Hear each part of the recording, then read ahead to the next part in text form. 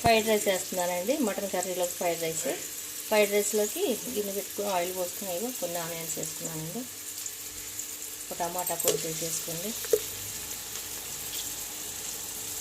బిర్యానీ సామాను లైట్గా అండి, ఎక్కువ మసాలాలు వేయట్లేదు.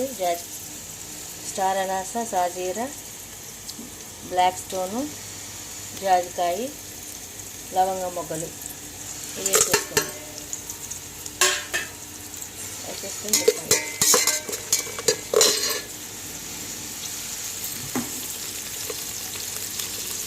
కొంచెం కరివేపాకు వేసుకోండి.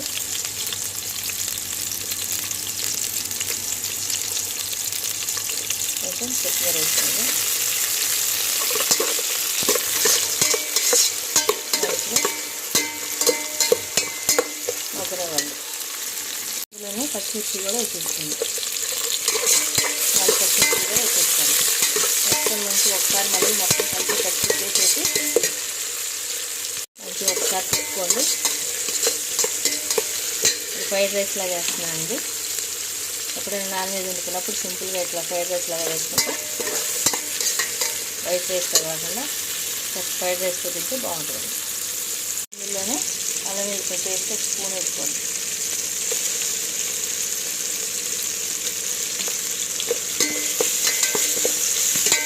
చెప్పే కదండి ఎక్కువ మసాలా వేయట్లేదని. ఒక స్పూన్ అల్లం వెల్లుల్లి పేస్ట్ వేసుకుని మంచిగా ఒకసారి మళ్ళీ కలిసేటట్టు తిప్పండి. మంచిగా ఒకసారి తిప్పిన తర్వాత ఇప్పుడు నేను 3 గ్లాసులు బియ్యం పోసానండి. ఈ గ్లాస్లో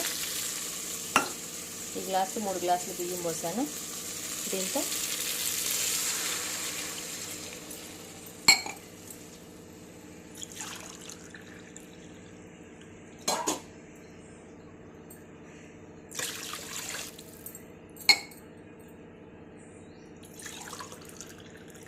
తలకొట్ట 6 గ్లాసులు వాటర్ పోసుకోండి.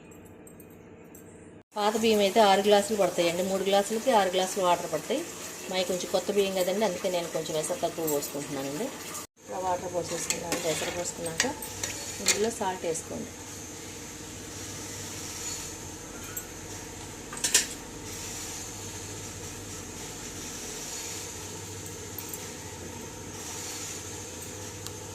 ఒక ఫుల్ స్పూన్, పెద్ద స్పూన్తో 1/2 స్పూన్ సాల్ట్ వేసేసుకోండి. సాల్ట్ వేసుకున్నాక ఒకసారి సాల్ట్ చూసుకోండి. సరిపోయింది అనుకుంటే మానేయండి, లేదా కొంచెం వేసుకోండి. ఇప్పుడు ఎసరు పోసేసుకున్నానండి. ఎసరు పోసుకొని సాల్ట్ వేసేసి దీన్ని మంచిగా ఎసరు మరగనివ్వండి. ఫ్రైడ్ రైస్లోకి రైస్ ఎసరుగా ఆగింది చూడండి. ఇప్పుడు ఇందులో బియ్యం వేసేసుకున్నాం.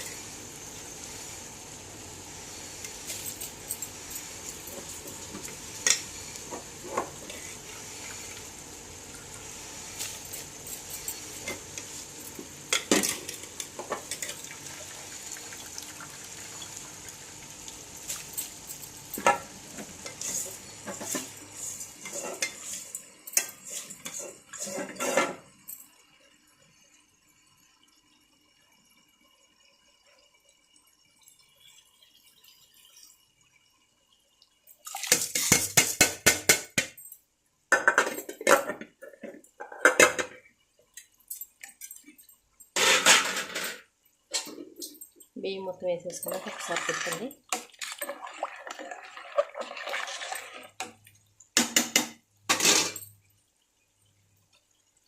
మంచిగా ఉడకనివ్వండి. ఫ్రైడ్ రైస్ చూడండి, ఒకసారి తిప్పేసుకొని దీన్ని రైస్ కుక్కర్లో పెట్టేసుకోండి. దీన్ని ఇట్లా రైస్ కుక్కర్లో పెట్టేసుకోండి.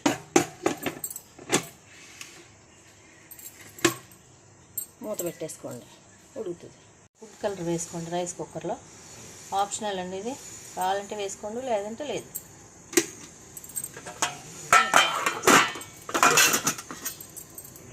ఒకసారి చూసుకుందామండి.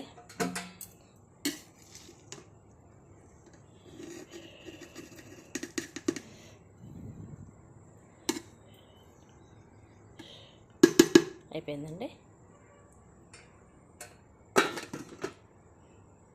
White rice ready.